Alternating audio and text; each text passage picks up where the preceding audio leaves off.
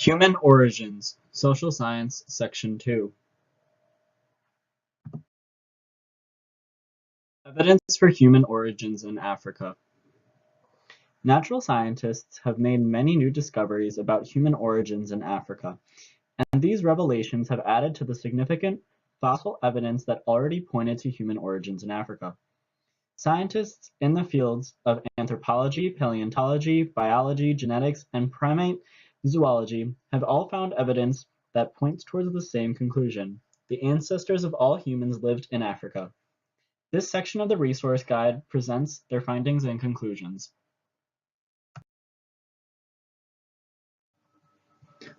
Archaeological evidence of tools. Tools, made of stone, bone, or clay, offer one kind of evidence of ancient human history. Humans made tools to extend their natural physical abilities, to withstand bad weather, to cut wood, carry water, grind grain, and kill other animals, among other things. So tools help us to understand how ancient humans lived. While most tools were probably made from materials that decayed over time, such as wood, those made out of harder materials or which were lucky enough to be preserved by burial or low humidity show where humans lived, what they ate, how they constructed shelters, and whether they traded with others. Many sites in Africa have yielded human tools for study. For example, the well-known site at Olduvai Gorge in Tanzania, where remains of Homo habilis, Australopithecus, Bozai, Homo erectus, and Homo sapiens have been found, has also yielded large quantities of stone chips, which were used as knives and projectiles. Although there are still many disagreements among scholars, the archaeological finds suggest that large numbers of humans occupied the site for a long period of time, ate meat and plants, and may have even developed specialized occupations like toolmaker. Fossil and genetic evidence. Fossil evidence strongly supports the origins of humanity in Africa. The early hominid fossil record begins in Africa about 6 million years ago. The earliest hominin fossils belong to members of the Ardipithecus group and date from over 6 million BCE. Later fossils from the Australopithecines date from around 4.2 million BCE. Additional fossils, Homo habilis and Homo erectus, are associated with the groups that include modern humans. The oldest fossils of humans who look like us, Homo sapiens, were found in Africa and date from as early as 200,000 years ago. Scholars have devoted much effort to explaining how these African ancestors are related to humans all over the world. There is general agreement that early humans migrated out of Africa, and two major theories about how that occurred. Paleoanthropologists believe that about 1.8 million BCE, members of the genus Homo erectus migrated out of Africa to Asia and Europe, but they disagree on how that migration produced modern populations. Rebecca Cann, Mark Stoneking, and Alan Wilson examined tiny structures in the cells of women called mitochondria, or mitochondrial DNA. By examining mutations in the mitochondria of a large number of women from all over the world, they concluded that the San of Namibia were the likely source of an ancestor of all of the women in the study, somewhere between 140,000 to 280,000 years ago. Based in part on the findings of Cann, Stoneking, and Wilson, paleoanthropologists came to agree that around 200,000 BCE, a new hominid, Homo sapiens, appeared in Africa. Then around 70,000 BCE, like Homo erectus before them, Homo sapiens migrated out of Africa to Europe and Asia, and then to America. Hominids who look like us, Homo sapiens, appeared in many places in Europe and Asia by about 40,000 years ago, and in the Americas by about 20,000 years ago. In the 1990s, improved scientific techniques enabled researchers to examine Y chromosomes in an effort to find the earliest male ancestor of modern humans. Ann Gibbons concluded that African men had the greatest concentration of Y chromosomal markers, twice as many markers as other groups of men on Earth.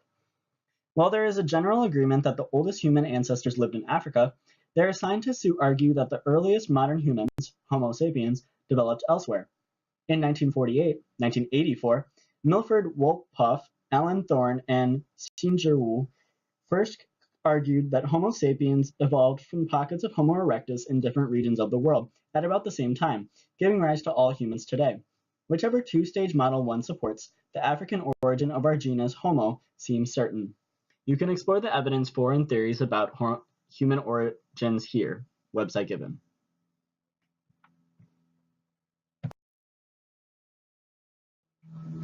Hunter-gatherers, herders, and farmers. Some of the factors that enter into human decisions about how to obtain food include climate, level of technology, the effort required, and the availability of alternatives. Archaeologists have concluded that humans hunted and gathered their food through most of prehistory, but once farming was invented, it replaced hunting and gathering in every place where the conditions were right. That was true in Africa, where humans became farmers wherever there was enough water to grow plants that humans could eat. In places that were too dry, humans adopted an alternate strategy by raising animals and plants, like grass, that humans cannot eat. In places like the Sahara Desert, that were too dry to even grow grass, small groups of humans survived by hunting and gathering whatever was edible and trading at the desert edge to get the supplies they needed. Given the wide range of climatic conditions in Africa, there were many ways to be successful at farming. In the dry plains that separate deserts from forests, a mixture of grain farming and animal herding provided food. In regions that experienced longer rainy seasons, tree crops and vegetables played a larger role in local diets.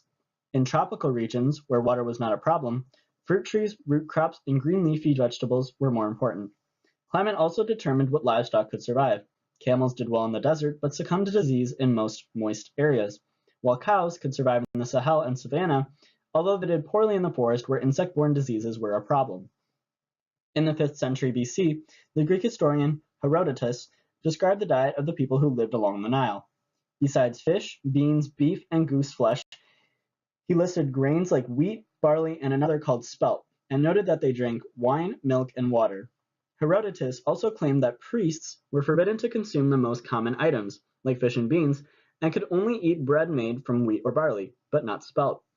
Since spelt required less water and a shorter growing season, while beef and geese needed land that would have otherwise grown food for humans, Herodotus provided evidence that growing conditions made some food more valuable than others, and the choice of food was, in this instance, affected by social standing.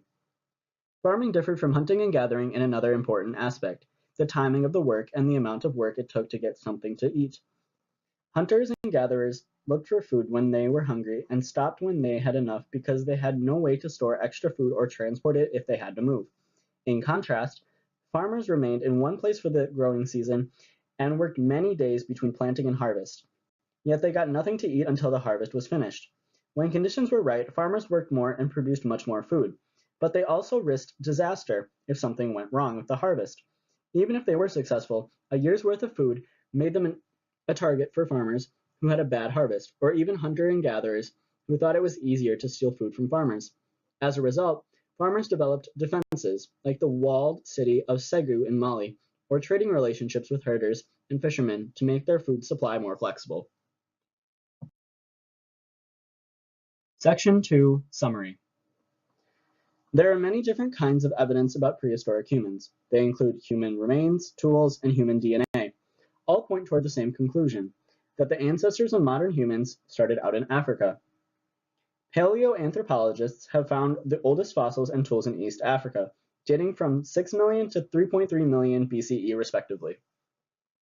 Scientific advances in studying the human genome have added genetic evidence to that derived from ancient tools and fossils. Data analyzed from mitochondrial and Y chromosomal DNA support the African origins of Homo erectus and Homo sapiens. There are two theories about how humans who originated in Africa evolved and populated Earth. One theory holds that both Homo erectus and Homo sapiens originated in Africa before migrating outward to Europe, Asia, and the Americas. Another theory extends that while Homo erectus originated in Africa, Homo sapiens could have evolved from pockets of Homo erectus in different regions of the world at around the same time. Recent evidence supports the theory that Homo erectus and Homo sapiens migrated out of Africa to populate the world. With a wide variety of climate zones, ancient Africans had various means of getting the food they needed to survive. Each method had its advantages and risks, and humans developed strategies to improve production and minimize losses.